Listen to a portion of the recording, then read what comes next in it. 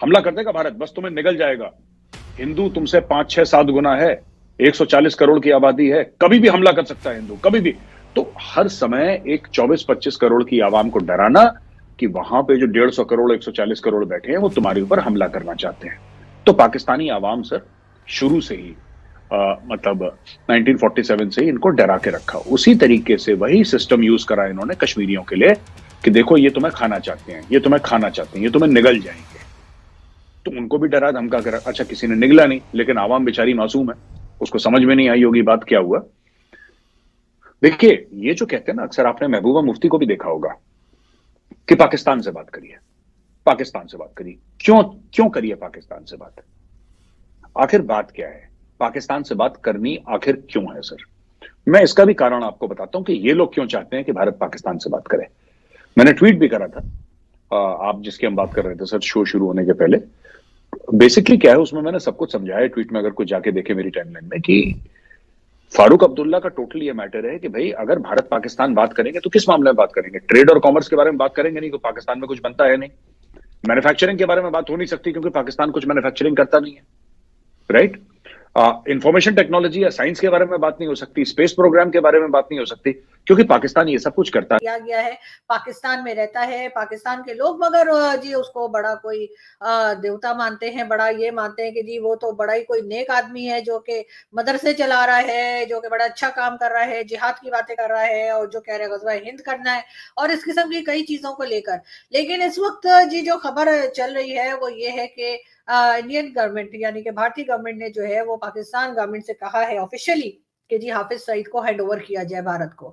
अब इसके ऊपर यकीनन बहुत से लोग जो पाकिस्तान में हाफिज सईद को सपोर्ट करते हैं वो यकीनन नाराज होंगे और कहेंगे नहीं जी हम कैसे अपने किसी सिटीजन को भला दे सकते हैं, मगर भारत देना तो होगा और देना भी चाहिए। अब भारत की तरफ से डिमांड की गई है, भारत ने पहले भी कहा था कि पाकिस्तान से तभी बात होगी अगर पाकिस्तान जो है टेररिज्म को छोड़ेगा, टेररिज्म का साथ छोड़ेगा, तभी ट्रेड हो सकेगी, तभी बातचीत हो सकेगी। पाकिस्तान बहुत ज्यादा इंटरेस्टेड है कि भारत के साथ बातचीत हो। पीपल टू पीपल कांटेक्ट तो खैर चलता ही रहता है, आम लोग जो है वो तो आपस में बातचीत थोड़ी बहुत किसी तरीके से कर लेते हैं और उनका कोई लेना देना भी नहीं होता पॉलिसी मेकिंग में या किसी और चीज में। लेकिन बहरहाल जो एस्टेब्लिशमेंट है या जो एजेंसीज हैं वो जरूर इस बारे में इस वक्त बातचीत हो रही होगी, गौर हो रहा होगा। अभी तक फॉरेन ऑफिस की तरफ से कोई स्टेटमेंट नहीं आया है, लेकिन भारत के मीडिया की तरफ से ये खबर जरूर दी गई है कि भारत की गवर्नमेंट ने ऑफिशियली पाकिस्तान से कहा है कि जी हाफिज सईद को हैंड ओवर किया जाए।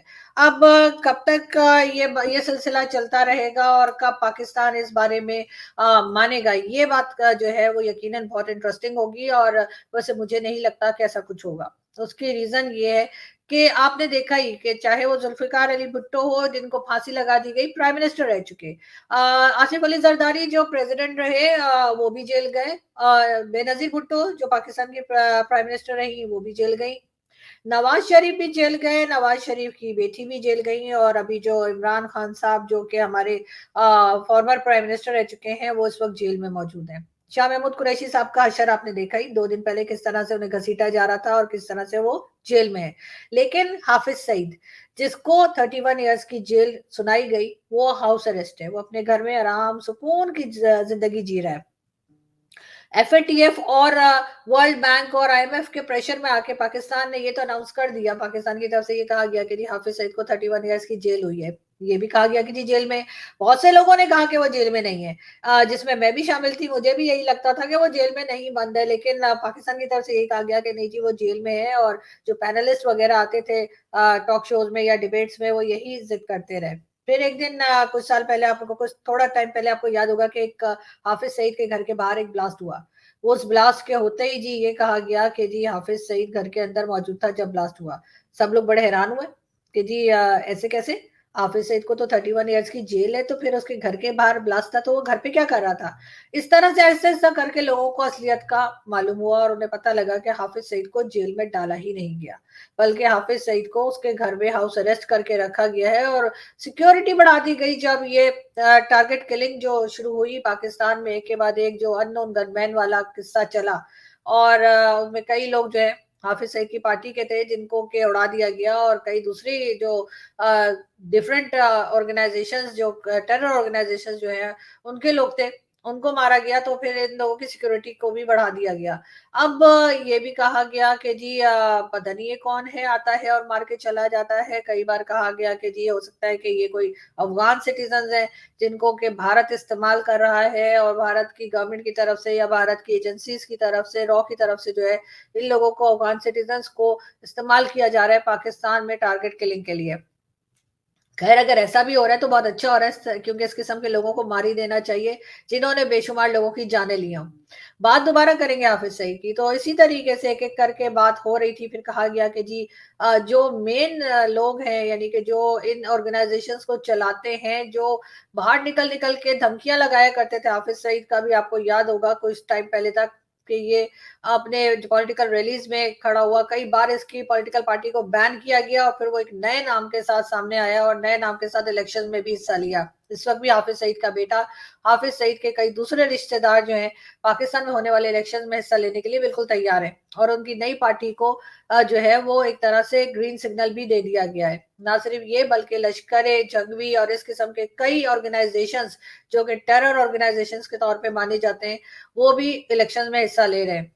हमारे कई पढ़े लिखे लोग, हमारे यहाँ के कई इंटेलेक्चुअल्स, जो कि मैं नहीं हूँ, मैं एक सीधी सादी जर्नलिस्ट हूँ, उससे ज्यादा कुछ नहीं, और कई ऐसे लोग जिनको लोग समझते हैं कि कोई बहुत अकल की बात करते हैं, या ये बहुत पढ़े लिखे हैं या बड़े इंटेलेक्चुअल हैं, वो भी हाफिज सईद के नाम के साथ हाफिज सईद साहब लगाते हैं। हाफिज सईद साहब कहना किसी टेररिस्ट को मेरे ख्याल है कुछ ठीक नहीं होगा, लेकिन फिर भी इसका इसी तरह के कई लोग जो है पाकिस्तान में ऐसे हैं जो कि हाफिज सईद को ना सिर्फ सपोर्ट करते हैं, बल्कि इसकी ऑर्गेनाइजेशंस को फंडिंग भी की जाती है।